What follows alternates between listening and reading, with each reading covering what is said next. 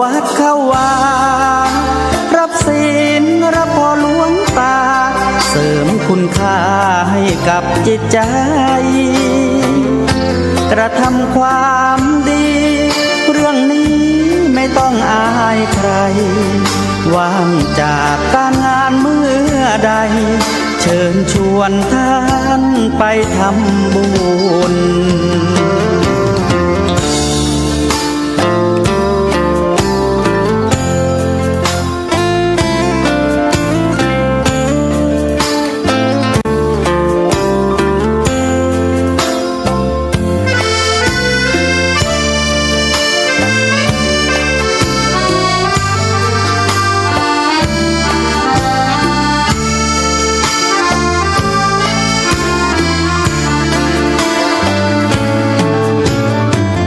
เชิญชวนทุกท่าน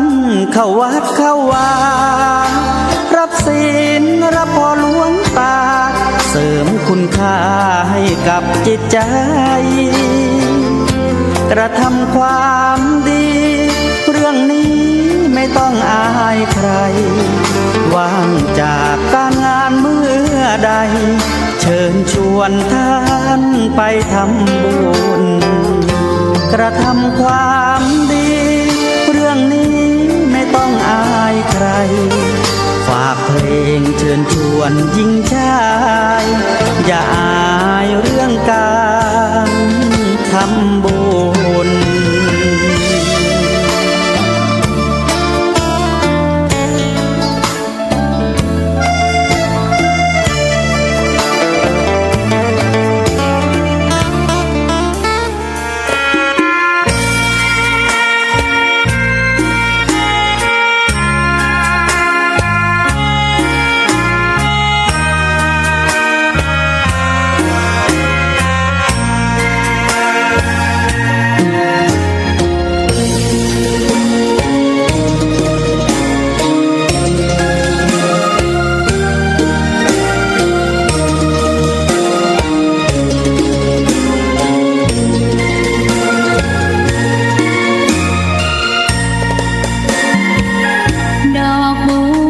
ดอกหนึ่ง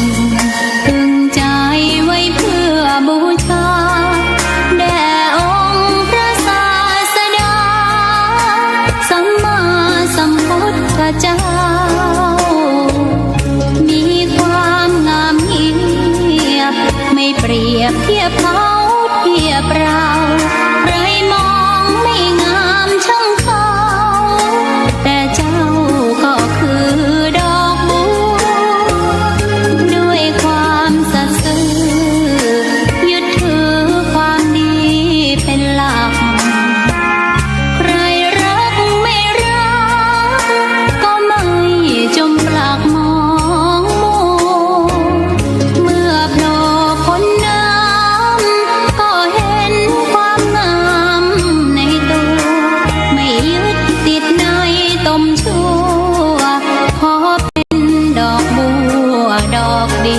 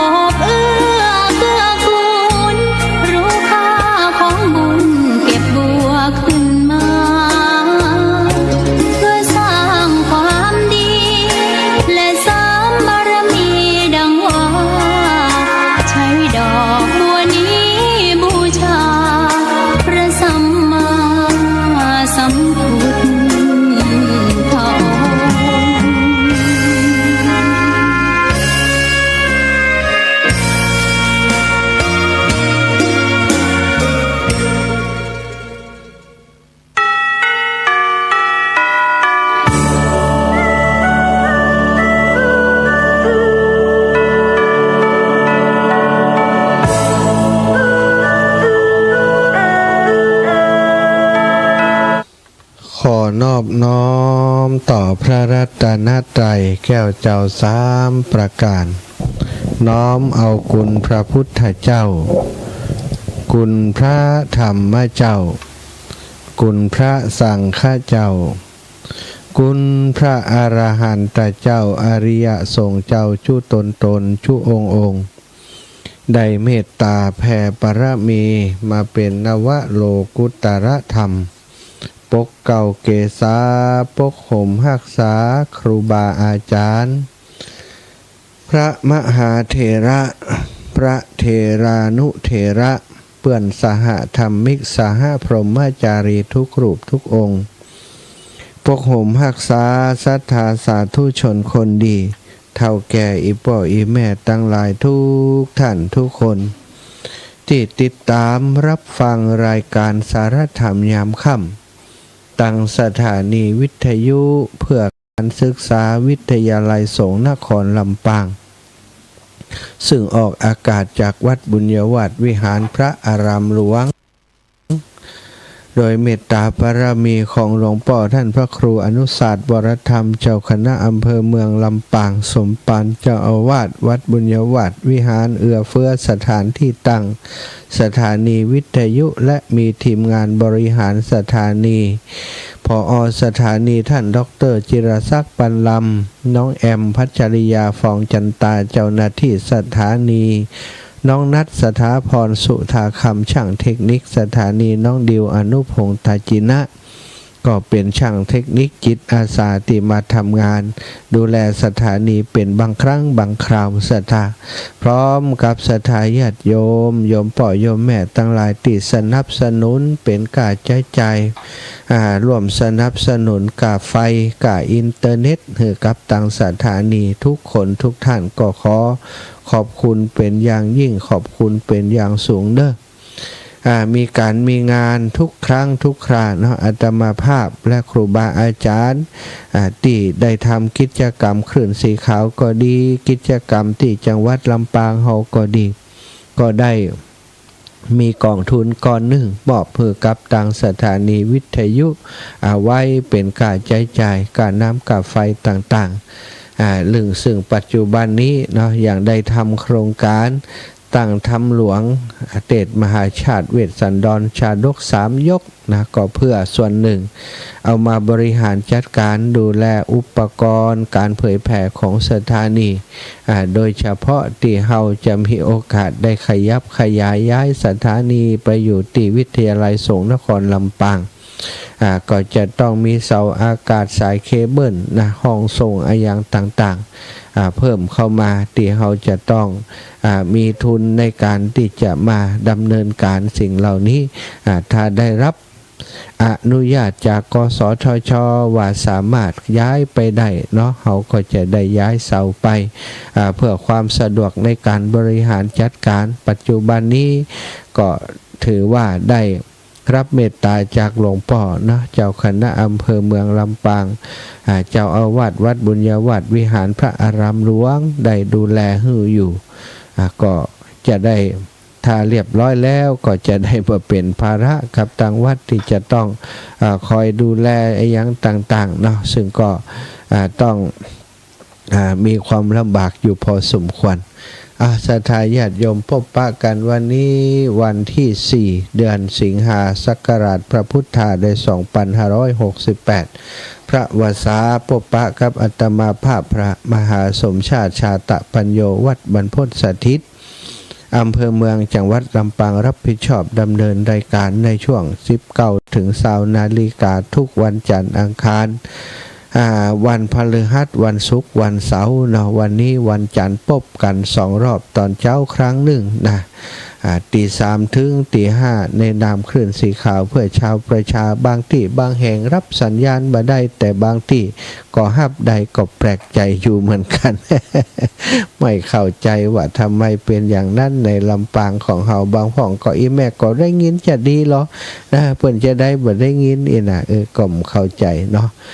ก็ว่ากันไปเอาละพบปะกันแล้วก่อนที่จะนำสารธรรมมาสนทนาอุจาก็จะปาศรัทธาเท่าแก่ปล่อยแม่ตั้งหลายไว้พระสวดมนต์กันเด้อ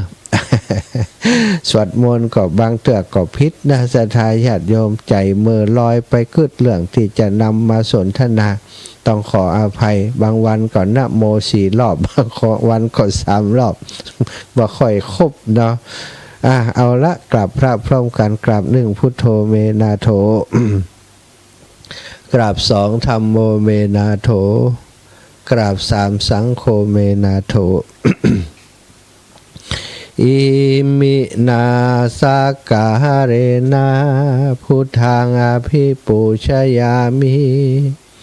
อิมินาสากาเรนะธัมมังอภิปูชยามิอิมินาสากาเรนะสังฆังอภิปูชยามิอะระหังสัมมาสัมพุทโธภะคะวา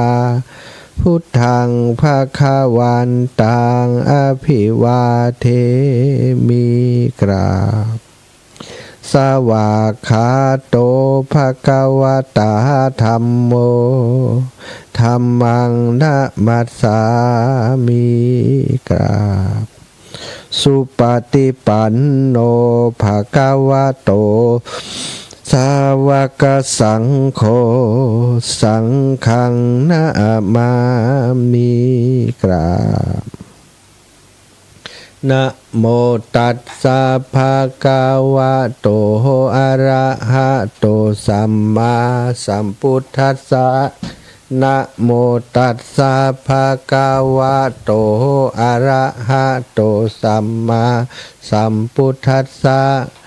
นะโมตัสสะภะคะวะโตอะระหะโตสัมมาสัมพุทธัสสะพุทธังสารนังกัจฉามิธัมมังสารนังกัจฉามิสังฆังสารนังกัจฉามิตุติยัมปิพุทธังสารนังกัจฉามิตุติยัมปิธัมมังสารนังกัจฉามิตุติยัมปิสังฆังสารนังกัจฉามิตติยัมปิพุทธังสารนังกัจฉามิตติยัมปิธัมมังสารนังกัจฉามิตติยัมปิสังฆังสารนังกัจฉามิ อิติปิโสภะคะวะอะระหังสัมมาสัมพุทโธวิชชาจารณะสัมปันโนสุขาโตโลกาวิทูอนุตตโรปุริสธัมมะสารทิสัทธาเทวมนุษย์สานังพุทโธภะคะวะติสาวะคาโตภะคะวะตาธัมโมสันทิฏฐิโกอากาลิโกเอหิปัสสิโกโอปานายิโกปัจจตังเวทิตาโพวินยูหิติสุปฏิปันโนภะคะวะโตสาวกสังโฆอุชุปฏิปันโนภะคะวะโตสาวกสังโฆยายะปฏิปันโนภะคะวะโตสาวกสังโฆสามิจิปฏิปันโนภะคะวะโตสาวกสังโฆยะทิทางจัตตาริปุริสายุขานิอัฏฐะปุริสาปุคคลาเอสะภะคะวะโตสาวกสังโฆอาหุนายโยปาหุนายโยทักขินายโยอัญชลิการะนิโยอนุตตรังปุญญเขตังโลกัสสาติกราบพระพร้อมกันเนอกราบ1พุทธังวารันตังสิรสานามามิกราบ2ธัมมังวรันตังสิรสานามามิ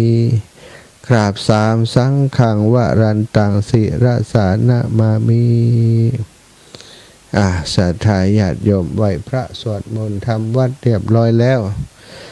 ต่อไปก็จักได้นำสาระธรรมมาสนทนาอุจากับศรัทธาญาติโยมต่อไปเนาะวันนี้เดือนนี้เป็นเดือนของวันแม่เนอะศรัทธาญาติโยมทั้งหลายอีกบักกี่วันแล้วเนาะก็เป็นวันแม่แห่งชาติวันที่คุณแม่หลายคนก็รอคอยที่จะถึงวันนั้นเพราะลูกล้านนะส่วนใหญ่ก็จะปิกมาก็จะกลับมาหาคุณย่าคุณยายคุณแม่เนาะเป็นวันที่คุณแม่จะมีความสุขนะแม่อำพรแส่บูร่วมทำบุญทำมาศ300กันเทศจุลปน 1,500 บาทรวมเป็น 1,800 บาทเนอสาธุเนออนุโมทนาบุญสาธุยังบ่ได้ปันปอนเต้อโยมแม่บัวลอยแม่บัวลอยนี่ส่งสติกเกอร์มาน้องสมจิตอินทรวิจิตค่ารถโอนไปแล้วเจ้าค่ารถนะโอเคค่ารถที่จะไปกาญจนบุรีนะสาธุเนาะสาธุแม่บัวขีท่าโปบ้านจุดหลวงนี่ส่งรายชื่อเพิ่มมารายชื่อทำบุญทำมาศแม่บัวขีท่าโปม100แม่บัวเลียวชัยอุด100แม่บัวลอยปงเทพ100แม่ถนอมนามวง100แม่วันเพ็ญปอร่มแม่วันเพ็ญพรหมสารปงใต้แหม100พ่อยนแม่แมวพรหมสารพรหมสารเนาะปงใต้แหม100แม่บัวขีชะโปจ่ายค่ารถ2,000ไปกาญจนบุรีนะโอเคสาธุเนอบุญรักษาเอาละศรัทธาญาติโยมได้เวลานำสาระธรรมมาสนทนาอุจาก่อนที่เวลาจะผ่านไปติ๊กเวลาบ่คอยหยุดท่าเนาะศรัทธาวันนี้ก็เหมือนเดิมนำเรื่องราวที่เป็นข้อคิดสะกิดเตือนใจจากเรื่องราวของพระเจ้า500ชาตินะบางชาติก็อย่างที่บอกเกิดมาเป็นพญาราชสีห์บางครั้งบางทีก็เกิดมาเป็นกุลบุตรในบ้านในเมืองต่างๆบางครั้งบางทีก็เป็นจ้างของไอ้ยังของนะหลายได้พระชาติที่พระองค์เกิดมาเป็นพระโพธิสัตว์ปั้มเป่งยังปารมีธรรมต่างๆนำเรื่องนี้มาจากพระเจ้า500จาตุศรัทธามีอยู่จาตุหนึ่งที่พระองค์ได้เกิดมาเป็นราชสีห์คือครั้งก่อนโน้นมีพญาราชสีห์ตัวหนึ่งอาศัยอยู่ในถ้ำแห่งหนึ่งในป่าหิมพานต์อันไกลโพ้นนะที่สถานที่อยู่ถ้ำที่อยู่นั้นก็อยู่บักไกลจากสระใหญ่แห่งหนึ่งนะที่ป่าหิมพานต์นี่เวลาหน้าหนาวศรัทธาญาติโยมมีเปิ้นเรียกว่ามีหิมะเนาะมีหิมะตกปกคลุมในทั่วพื้นป่าแล้วก็หน้าร้อนหิมะก็ละลายออกมาเป็นสายน้ำไหลลงมาลงแม่น้ำลำคลองห้วยหนองคลองบึงก็ทำให้พื้นที่ในบริเวณป่าหิมพานต์นี้อุดมไปโดยผลหมากหลากหลายบรรดาสัตว์เล็กสัตว์ใหญ่สัตว์น้อยทั้งหลายเป็นที่โคจรสำหรับสัตว์ใหญ่ที่หาอาหารได้สะดวกง่ายได้เนี่ยเพราะมันสมบูรณ์เนาะสถาพญาราชสีห์ก็ได้อาศัยอยู่ป่าหิมพานต์แห่งนี้บริเวณใกล้สระเนี่ยใกล้สระน้ำหนองใหญ่พญาราชสีห์นะอยู่ที่แห่งนั้นแล้วก็ในบริเวณใกล้ๆนั้นก็มีผงสุกรเป็นอันมากมาอาศัยอยู่ใกล้สระใหญ่นั้นเหมือนกันเพราะมันกว้างใหญ่ไพศาลมากสระแก่นสระลูกนั้นถ้าจะเปรียบบ้านเฮาก็อย่างทะเลสาบสงขลาก็เนาะกว้านพะเยาก็เนาะมันกว้างใหญ่ไพศาลมากเลยในบริเวณใกล้ๆสระใหญ่แห่งนั้นก็มีตันฤาษี ฤาษีตั้งหลายเพิ่นก็มาปลูกบรรณศาลาอยู่ใกล้สระใหญ่แห่งนั้นเพราะมันสะดวกในการใจน้ำใจถาตลอดถึงผลละหมากหลากไม้ก็อุดมสมบูรณ์ว่าอันสถานเวลาตีราชสีห์ตัวนั้นหิวน้ำก็ได้มากินน้ำในสระนั้นกินน้ำอาบน้ำในสระแห่งนั้นเองก็เหมือนกับสัตว์อื่นๆหิวน้ำก็ลงมานกนูหูปีกเนาะบินมาจับแถวไกลๆแล้วก็กินน้ำในสระแห่งนั้นอยู่เป็นประจำสถาญาติโยมราชสีห์ก็เหมือนกันเนาะทุกวันก็จะต้องแวะเวียนมากินน้ำดื่มน้ำแล้วก็ลงไปแจกตัวในสระนะอย่างนั้นเป็นประจำวันนั้นก็เป็นปกติก็คือมากินน้ำในสระนั้นส่งสนานร่างกายแล้วก็ออกมาพระว่าวันนั้นก็มีสุกรตัวหนึ่งสุกรก็หมูน้อยธรรมดา หมูตัวนั้นหมูตัวหนึ่งได้มากินน้ำได้มาใกล้ๆบริเวณนั้นเหมือนกัน สุกรตัวนั้นก็มากินน้ำที่บ่อเที่ยวหาอาหารในสถานที่แห่งนั้นเมื่อราชสีห์ขึ้นมาจากสระก็ได้แลไปหันสุกรตัวนั้นก็คิดว่า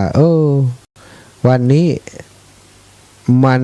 หมูตัวนี้มันหันเฮาเห็นแล้วเนาะสิ่งสลัดจะสีนี้สถาญาติโยมถ้าจะกินก็ต้องลักพกลักพอตั้งใจจะกินตัวใดถึงจะไล่จับกินตัวนั้นแต่วันนี้บ่ได้ตั้งใจสถามาปะใส่อย่างนั้นอีกอย่างสุกรหรือหมูตัวนั้นก็หันแล้วสถาสลัดจะสีเวลาจะกินนี่ก็ต้องไปเฝ้าไปฟกไปพองเลือกเอาจะกินตัวนี้แล้วก็เอาแต่เฉพาะตัวนั้นไปรังแกแบบไปเบียดเบียนตัวอื่นเพื่อสะดุ้งตื่นกว่าวันนี้ก็ตัดสินใจว่ามันหันเฮาแล้วเฮาเองก็บ่อยากกินหมูเนี่ยวันนี้เนาะ ถ้าจะกินก็ได้มันก็ง่ายอยู่แต่บ่เอาวันนี้บ่กินก็เดินหลีกหนีไปซะครับเดินนั้นแต่ก็เดินหลีกหนีไปก็คิดว่าวันอื่นเขาก็จะกินสุกรตัวนี้เป็นอาหารแต่วันนี้มันหันเฮาเสียแล้วมันคงจะบ่มาที่นี่อีกแหมเมินนานอยู่คิดแล้วก็เดินเลี่ยงไปทางอื่นทำเป็นบ่สนใจหันอยู่แต่ว่าก็หันหน้าไปทางอื่นเหี่ยสุกรตัวนั้นหมูตัวนั้นหันราชสีห์หันตนที่แรกก็กึดกลัวอยู่กว่าราชสีห์จะวิ่งมากินตัวเนี่ยอย่างใดดีกึดไปแต่ว่าราชสีห์ดูแล้วเหมือนกับกลัวเฮาแลมาอยากหันใส่หน้าเฮาทำมึงถึงหันหน้าไปทางอื่นเดินหนีไปเลยไปพอเอาหางแดบลงทั้งลุ่ม ราชสีห์เพิ่นเดินอย่างอันแล้วเนาะเพิ่นถ้ามาหางแดบนี่มันกว่าหรอสถาแต่ราชสีห์หางแดบมันบ่จะได้กว่านะหันราชสีห์หลีกหนีไปอย่างอันก็กึดว่าราชสีห์มันคงจะกลัวเฮาอีโลราชสีห์พสุกรนั้นก็เข้าใจว่าราชสีห์นั้นกลัวจึงได้หลีกหนีไปเมื่อหันอย่างอันจิตใจก็ฮึกเหิมมาเนาะเป็นหมูตอกเนาะเป็นหมูตอกหมูที่มีเขี้ยวฟองหมูที่ตัวใหญ่มันก็ตัวบ่ใจน้อยธรรมดาตัวเต่าราชสีห์เกือบจะเต่าอิตนาตัวใหญ่อัดพัดนะก็ได้ห้องท้าทายราชสีห์ขึ้นโดยความฮึกเหิมติดกึดขึ้นในใจนั่นคิดว่าราชสีห์กลัวตัวใจก็เลยฮึกเหิมว่าแน่สหายดูพระโตว่าราชสีห์เป็นสหายว่าแน่สหายหยุดก่อนอย่าพังไปเตี้ยอีลูกเฮานี่ก็ต่างก็เป็นสัตว์สี่เท้าด้วยกันท่านก็เป็นสัตว์สี่เท้ากลัวไอ้ยังนี่หรอจงขับมาก่อนท่านกลัวก็จึงได้หนีไปว่าท้าทายราชสีห์นะราชสีห์ได้ยินดังอันแถ ทนที่จะโมโหโกธาแต่ราชสีห์ตัวนี้เป็นพญาราชสีห์ที่มีความนิ่งเนาะจะทาก็บอกว่าโอ้นะสุกรน้อยนะวันนี้เฮาบ่ต้องการจะสู้กับท่านนะเฮาบ่หิวนะเฮาบ่อยากกินท่าน เอาไว้อย่างอี7 วันก่อนเนอะเฮาจะมาจัดการว่าเฮาจะมาต่อสู้กับท่านแห่ม7 วันก่อนว่าสุกรก็ว่าเอาแต่นะ7 วันแน่นะเอาวันนี้ก็ได้นะแน่จริงหยุดเลยมาสู้กันเลยแต่นะ7 วันจะมาวันนี้มีอารมณ์ วันนี้บ่อยากกินหมูมันง่ายล้ำราชสีห์กรรมใดกรรมนั้นนะว่า7 วัน7 วันก่อนท่านก่อยมา7 วันเขาก่อยมาสู้กันเอาทีนี้ก็แล้วกัน7 วันมาปะกันนี่วะถ้าท่านอยากสู้ก็จะสู้ให้พอเขาจะมาสู้กับท่านว่าแล้วก็หลีกหนีไปสถาสู้กรตัวนั้นก็ดีใจสถาพัฒเขาจะได้สู้กับราชสีห์บัดเดี๋ยวนี้เขาจะได้เป็นเจ้าป่าแล้วถ้าเขาล้มราชสีห์ได้ตั้งแต่นี้ต่อไปไผ่ๆก็กลัวเขาละเขาจะได้เป็นเจ้าป่าแล้วกรรมนี้นะดีใจว่าจะได้ต่อสู้กับราชสีห์จึงกลับไปหาหมู่ญาติทั้งหลายญาติมันก็คือหมูเหมือนกันนะ ญาติของหมูนะกลับไปหาหมู่ญาติแล้วก็ไปโฆษณานะไปเป่าประกาศให้หมู่ญาติทั้งหลายหมู่ทั้งหลายอุดมานี่จะเล่าให้ฟังอีหล่ะเอาวันนี้ไปปะใส่ราชสีห์ตัวบเล็กบเล่นนะเคยหันก็ว่าท่านปะไหนที่มันสะหันกะมันลงไปกินน้ำสะหันเขาก็ลงไปกินน้ำสะเหมือนกันลูกออกมาปะใส่กันมันหันใส่เขา ห่างแดบไปเลยเนี่ยลบไปเขาก็เลยห้องมันจะไปไหนสัตว์4 เท่าเหมือนกันท่านกลัวเขากะเขาต้าสู้กับมันบัดเดี๋ยวนี้หรอเขาต้าสู้กับมันวันนี้มันว่าบ่สู้เถอะมันมีอารมณ์อีกแล้วอย่างใดก็เลยบอกว่าแหม7 วันจะมาสู้กันกับเขาหมู่สู่ไปพอเนอะอีโลบอกญาติทราบทั่วกันว่าจะได้สู้กับราชสีห์เมื่อหมู่เปื่อนหมู่ทั้งหลายได้ฟังดังนั้นก็กล่าวว่าโอ้ตันทั้งหลายตายไอ้หมอนี่มันยังคิดอย่างใดนี่ตายแล้วคราวนี้แหละท่านเนี่ยจะทำให้เฮาทั้งหลายสึงความสิ้นไปความพินาศไปด้วยอำนาจของพญาราชสีห์ท่านในบ่ฮู้จักกำลังของท่านจะมาขันต่อสู้กับราชสีห์โทท่านเฮยขนาดจ้างมันยังกินได้นะวะบัดเดี๋ยวนี้เสือมันยังกินได้จ้างมันจังกินได้หัวควายกระทิงตัวใหญ่กว่ามันเป็น2-3 เท่ามันยังล้มกินได้แล้วเท่านี่เป็นหมูตัวมะอี้เนี่ยจะคันนามือมันกะท่านอย่างบ่ฮู้จักกำลังของตนเอาเจ้าหมูเฮยคราวนี้แหละหมู่เฮาทั้งหลายบ่ใช่แค่ตัวท่านคนเดียวนะตึงมดตึงหมู่ตึงมวลนี้จะมีอันตรายเพราะพญาราชสีห์ตัวนี้เป็นอย่างแน่นอนความพินาศจะเกิดขึ้นกับหมู่เฮาตายแล้วเฮาจะยะอย่างใดกันดีศรัทธาญาติโยมสุกรตัวนั้นหรือว่าหมู่ตัวนั้น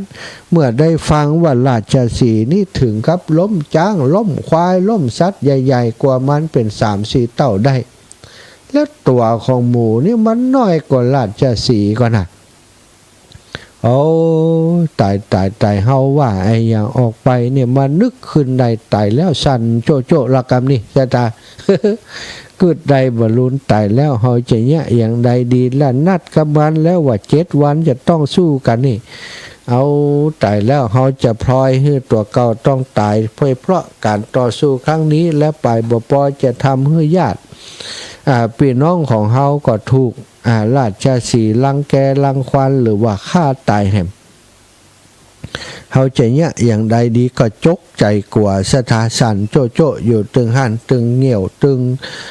นี้ออกมากว่าโดยความกว่าสันเนาะหมู่ตัวใหญ่ๆตั้งหลายก็มาประชุมจุ่มนุมกันท่านคิดอย่างใดจะช่วยหาวิธีแก้ไขเรื่องนี้อย่างใดดี ก็หาลือกันนะจึงหาลือกันหาลือกันพวกญาติก็คิดหาอุบายเพื่อจะช่วยเหลือหมูตัวนี้แล้วก็ช่วยให้ตัวเองตั้งหลายได้พ้นภัยในครั้งนี้ไปด้วยกันก็ได้คิดอุบายได้อย่างหนึ่งก็บอกว่าเฮาคิดอุบายได้แล้วบัดเดี๋ยวนี้เจ้าสุกรตั้งใจฟังเนื้อดีเธอเป็นตัวปัญหานะเธอเป็นตัวปัญหาเธอบ่ฮู้กำลังของตัวเองบัดเดี๋ยวนี้อุบายนี้เธอจะว่าอย่างไรจะทำกำทำก็ตายกันนะเธอก็ตายหมู่เฮาก็ตายอุบายมีว่าอย่างใดลุงหมูอุบายว่าอย่างใดอุบายก็มีว่าบัดเดี๋ยวนี้นะคือเธอนี่ตื่นเจ้ามานี่ไปกิ้งตัวที่บอกเลอะเนาะหรือว่าตีตังลือสีอย่างต่างๆเนี่ยเอาของสกปรกไปทิ้งหรือว่าแม้กระทั่งไปถ่ายนักถ่ายเบาเนี่ยคือเธอไปกิ้งเกียกเอาสิ่งปฏิกูลเหล่านั้นคือเต็มตัวเลยนะคือเป็นเต็มตัวเต็มหน้าเต็มตากิ้งได้ที่แล้วกาแดดออกก็ไปตากแดดให้มันแห้งวะตั้งแต่นี้ไปกว่าจะถึงวันที่7ก็คือ6วันเนาะสตาไปกิ่งทุกวันไฟจับมันลึกเนาะไปกิ่งหมูมันก็ถึงหุมกิ่งด้วยกะของสกปรกนี่ไปกิ่งเกียดแล้วไปตากแดดกิ่งเกียดก็ไปตากแดดนะถ้ามันแห้งก็ไปกิ่งเกียดก็มาตากแดดได้6วันเท่ากำนี่หนาเตอะเลยกะสตาป้อมหันขนเนาะมันเปื้อนมันเนี่ยติดตัวมันกินนี่หมอกใดบ่ฮู้เต้นเนาะเรียบร้อยแล้วก็มั่นใจแล้วหมู่เปื้อนหมู่ทั้งหลายหันเอามือปิดหูดังบ่ยอมพอเลยเอาไปอยู่ไกลๆหมู่เนอะช่วงนี้บ่ต้องมาอยู่ใกล้หมู่ไปอยู่ไกลๆไม่อยากจะได้กินถึงวันที่7หมู่ตัวนี้ก็ไปยืนแต่ว่าวิธียืนก็ไปยืนอยู่ทางที่มันจ้องห้องว่าต้นลมนะลมจะปัดไปทางเหนือก็ไปยืนอยู่ทางใต้คือลมปัดไปทางเหนือลมจะปัดไปทางใต้ก็ขึ้นไปยืนอยู่ทางเหนือเนี่ยไปยืนอยู่ได้ที่เรียบร้อยแจ้งดีขวายงามได้ยินเสียงบรรลือสีหนาดของราชสีห์มาละ6เนาะราชสีห์บรรลือสีหนาดสะดุ้งขนลุกขนพองกลัวละกำนี่กลัวตายแล้วสันยงละสตาแต่ก็ฝืนยืนอยู่เพราะได้ต้าเบิ่นไว้แล้วนี่ซักจำลำมาโผล่หัวมาแล้วออกจากชายป่ามาราชสีห์ตั้งท่ามาเลยราชสีห์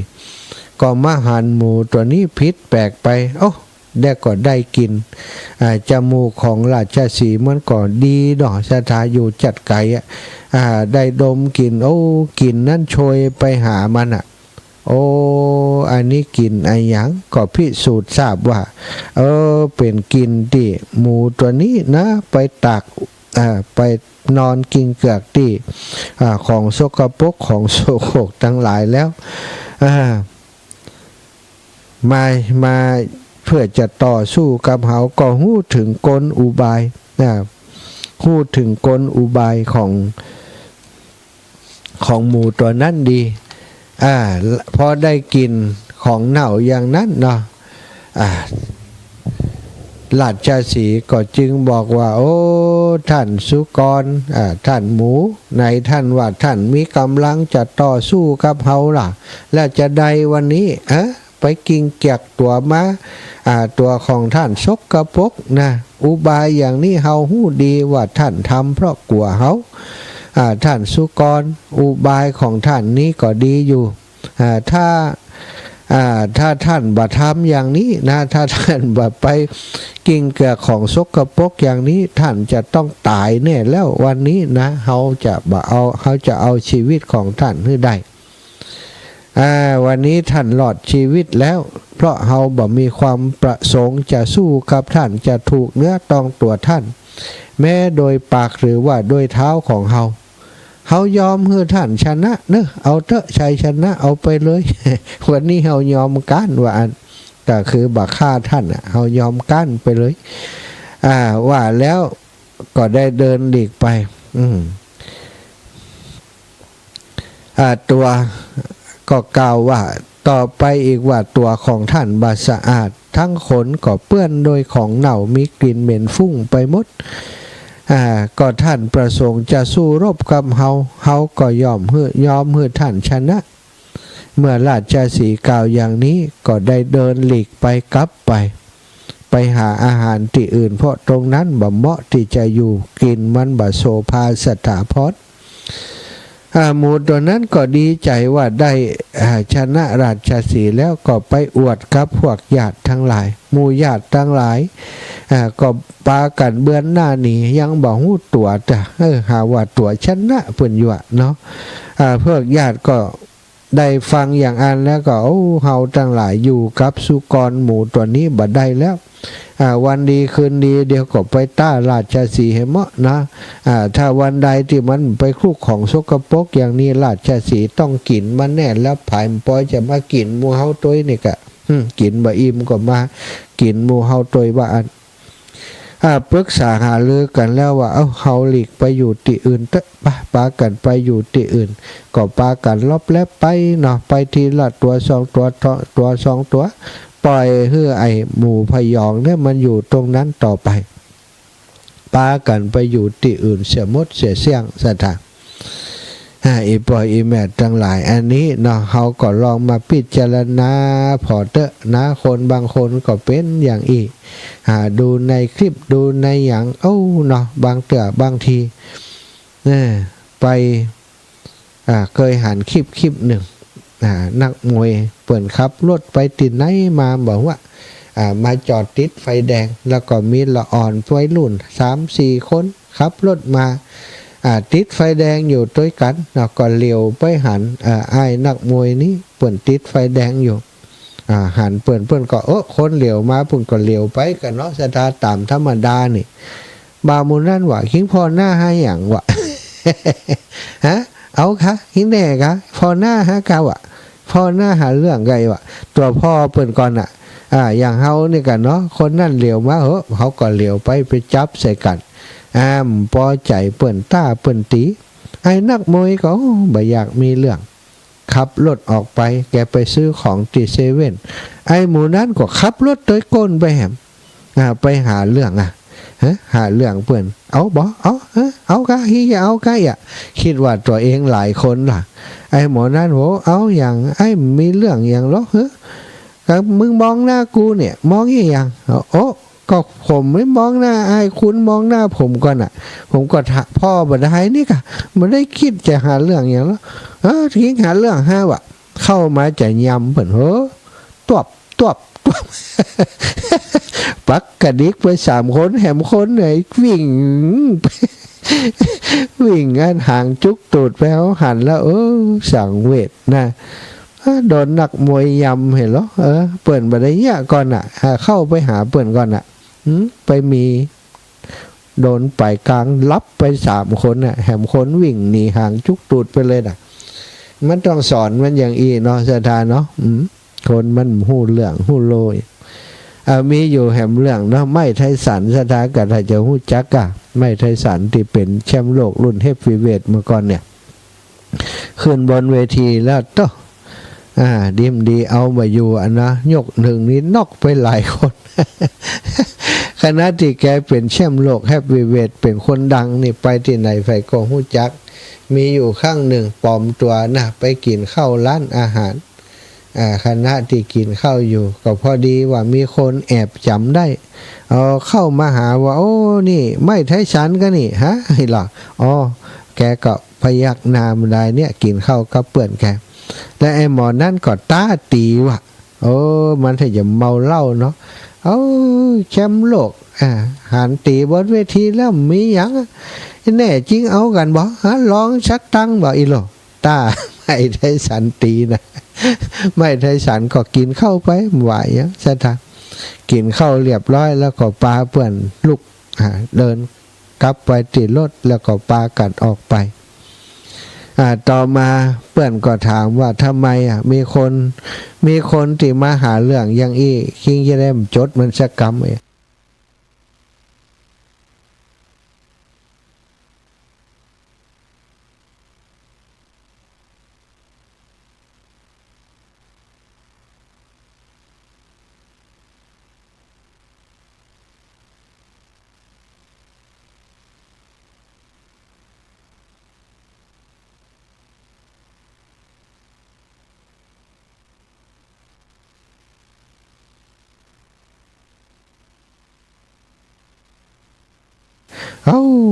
ผมเป็นแชมป์โลกนะว่าผมแชมป์โลกนี่ผมได้มาโดยเกียรติยศโดยศักดิ์ศรีโดยการฝึกฝนโดยการอดทนเรื่องอย่างผมจะเอามาแปดเปื้อนกับนักเลงข้างถนนวะจะถามนี่ไผจะไปอดใดตึงเปื้อนตึงตัวเนาะพระบาเจพระอิฐพระปูนลูกเนาะลูกล่ำแผ่นดินมาก็ต้องพลักคือถอยไปก็ได้เอาเหมือนกันทหารของเพื่อนนี่โอ้ตายแล้วนายสมเพชเวทนาละเป็นศพเป็นผีเผาป่าอยู่มีกลิ่นสาบมาถึงเมืองไทยเพื่อว่าในตลอดแนวชายแดนอันนี้ก็แสดงให้เห็นว่าไอ้อย่างเป็นหมูไอ้อย่างเป็นราชสีห์นะราชสีห์ก็จะสู้แบบราชสีห์นะสู้แบบนักเลงแบบเขาบ่ได้นะนักเลงหัวหมอนนักเลงหัวไม้นักเลงหมูต้องสู้แบบของจริงนะนี่เนาะศรัทธาญาติโยมเรื่องนี้ก็ชี้ให้สันว่าธรรมดาผู้ติโง่เขาบ่เข้าใจกำลังของตัวเมื่อเห็นผู้อื่นผู้อื่นที่เปิ่นบ่อยากจะมีเรื่องมีราวก็คิดว่าเปิ่นกลัวหารู้ไหมว่าเขาที่เขาบ่สู้นั้นเพราะหันแก่ความหันแก่มนุษยธรรมบ่อยากจะรังแกคนติดตัวน้อยกว่าแต่ก็อย่างว่านะยุแย่ติ๊กสันทะสุดท้ายก็จะได้ตายเพราะตัวเองนั่นแหละเนาะศรัทธาอูไปอูมาก็วกไปเรื่องเมียงบอกเอาแล้วศรัทธาขออนุญาตประกาศสักน้อยก่อนแล้วกันเพราะว่าเปิ่นก็ฮ้อมมาถ้าแบบประกาศเดี๋ยวเปิ่นจะว่าท่านอาจารย์ดีแม่ฮ้อมไปแล้วอันนี้สรุปแล้วก็จบแค่นี้สำหรับช่วยเหลือน้ำท่วมเมืองน่านน้ำท่วมเมืองน่านและถ้าจะไปแห่งเมื่อใดก็จะบอกเนาะแต่ว่าตอนนี้คือภารกิจเสร็จสิ้นเรียบร้อยได้ไปมอบของพี่น้องที่จังหวัดน่านเป็นที่เรียบร้อยตะวานี่ศรัทธาไปกับท่านอาจารย์พระมหานพดลสุวรรณเมธีครูบาอาจารย์ตังวิทยาลัยสงฆ์นครลำปางมจรนำความช่วยเหลือไปช่วยเปิ้นกะชุดของเฮาเนาะหมู่เฮาแฟนรายการของอาตมาภาพได้ไป1 ลำรถขอบคุณแม่ย่าเล็กปวารีอินสุวรรณถวายน้ำมา50 แพ็คเข้าของต่างๆแหมหลายอย่างแล้วก็ปัจจัยแหม300 บาทแล้วก็ค่าน้ำมันรถแหม800 บาทยาพัดวงพรมสายอาจารย์ทิพวงพรมสายน้ำ2 แพ็คปัจจัยแหม200 บาทนายศิลพัฒน์การกำแหงเทพเจ200 บาทน้องสมจิตอินทรวิจิตข้าวสาร5 ลิตรขนมปังซาวถุงน้ำ5 แพ็คจีนส้มแหม20 ห่อแล้วรวมใส่ห่อใส่อย่างเป็นที่เรียบร้อย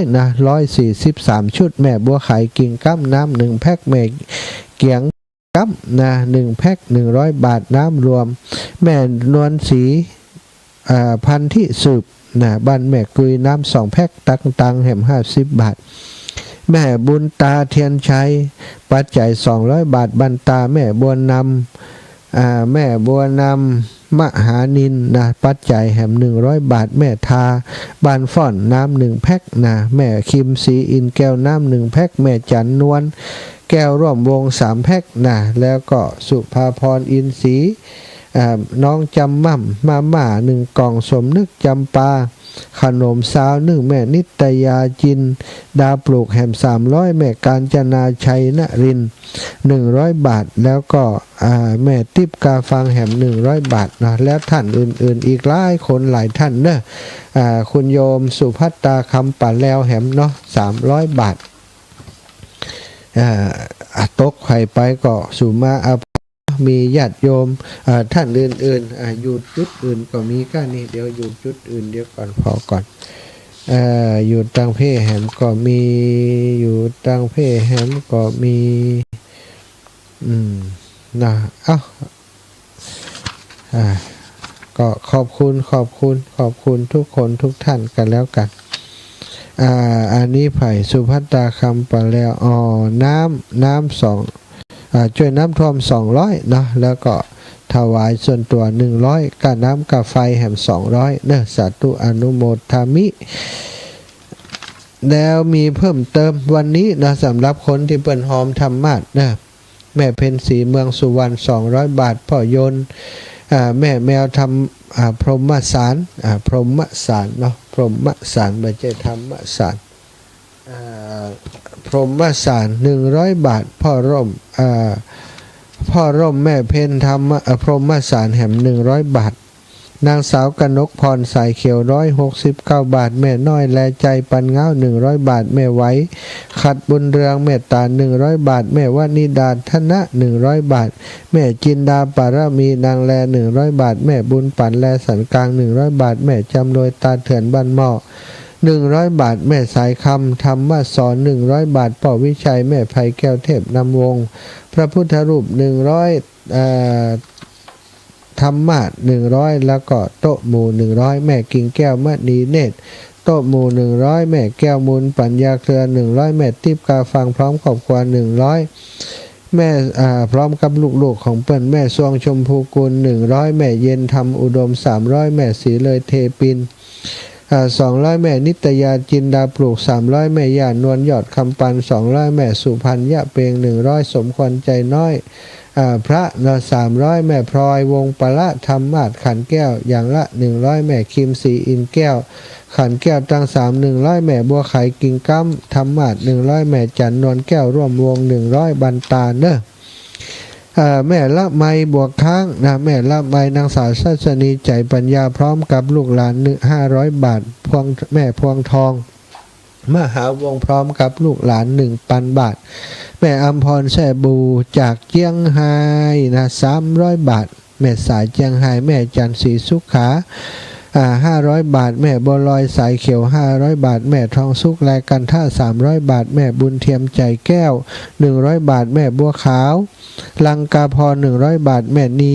ลาลัตนะอินตายศ100 บาทนางแล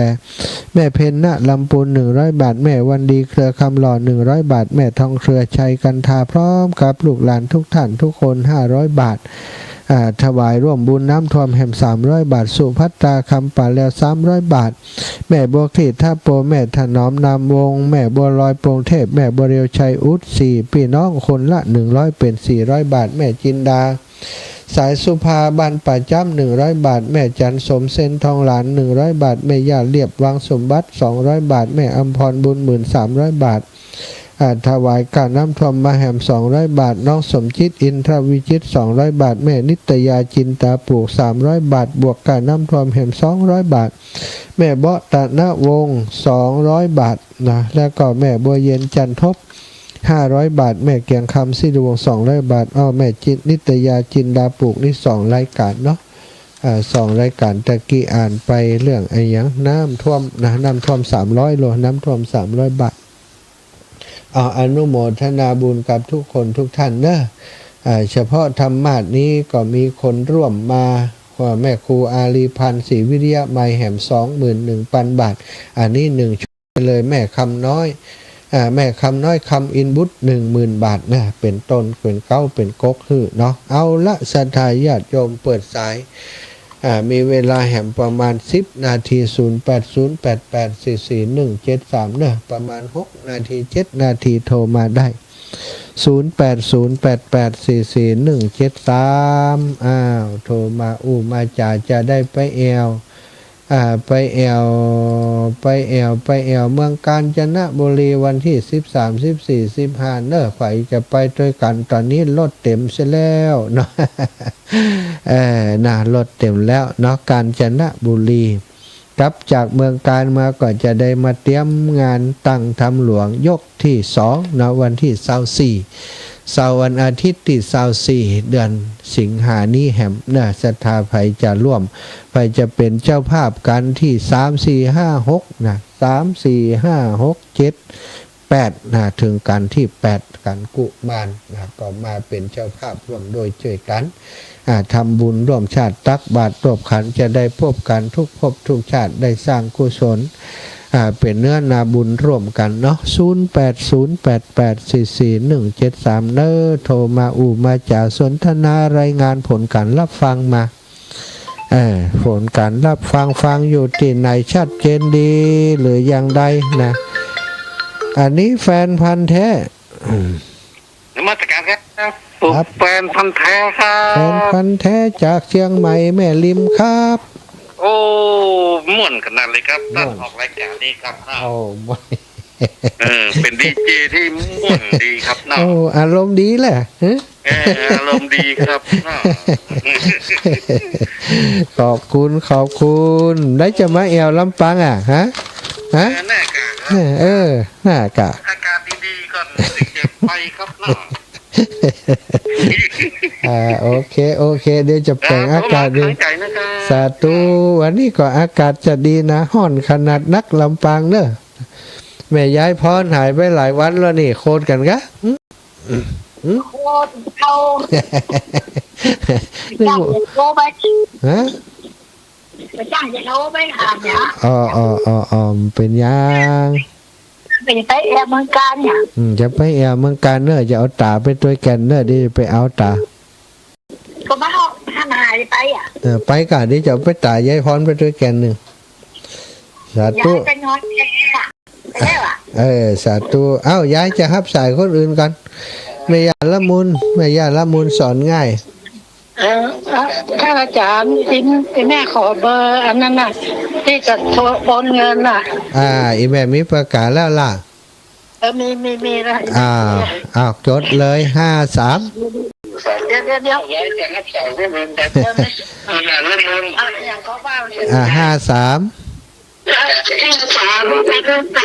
อีแม่ปิดวิทยุก่อนมันกองเสียงเข้ามาอีแม่จำได้ยินดิปิดแล้ว053ใบศูนย์ใบจนมี53ก่อนนะ53ก่อน53 63 09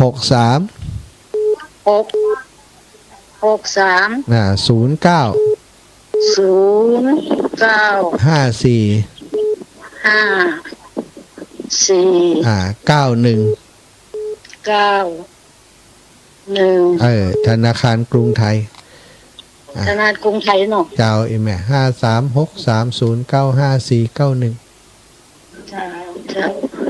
กรุงไทยของชื่อเฮาน่ะโยมแม่ชื่อพระสมชาตินะเจ้าแม่ขอจุมาเด้อได้นี่หลายรบกวนหลายเตือนหลายอย่างเป็นยังวะคือน้องมาฝากเงินทำบุญเนาะว่าเขาจะได้เอาทำให้ลูกสาวฝากตัวเองดีกะมันมี62ก่อนนะจากฝากทำเจ้าอีแม่เดี๋ยวเขาเกิดโทรหาอีแม่วันหลังที่จะโทรถามชื่อและเขียนชื่อตามนั้นเนาะเรามีไลน์กันจ้าจะโอนธนาคารกับโอนมือถืออันใดดีมันเหมือนกันนะโอนตั้งมือถือกับเข้าเหมือนกันเจ้าแม่โอนตั้งมือถือมันจะง่ายกว่าได้เจ้าสาธุแม่นะสาธุค่ะสาธุเจ้าแม่ไว้ผ้าตัวตึงว้านักดีแล้วสาธุเจ้าเจริญพรน้องสมจิตอินทรวิจิตวันผูกจะไปไหนขายใจน้อยเดียวไม่จันท้องผู้ชื่นท่านสมเปาอ่านไปเลยไม่จันท้า50ทำหมัดเจ้า 2 คน แล้วของแม่ย่าตกหล่น ว่าไป 200 เจ้า ก็น้ำท่วม เจ้าไม่อยากตกหล่น200 แม่ย่า น้ำท่วม เรียบแม่ย่าเรียบ เจ้า ให้อยู่ให้นะให้อยู่ให้อันนี้จื ไม่ ด อยากเรียบ500ประกาศเพิ่มขึ้นแล้ว 200แล้วก็แม่คิมอาม่า15กับข้าว จบข่าวหมดเวลาแล้วศรัทธาญาติโยมนำเวลาจากลาไปเลยเวลาเพียงเท่านี้วันผูกป้ากันโถกหัวช้างหัวทุ่งน้องห้าเด้อโถกหัวช้างหัวทุ่งน้องห้าสาธุอนุโมทามิจัตตารโอธรรมาวะทันติอายุวันโนสุขังพลังนี่เปิดเพลงละไหวแหมแล้ว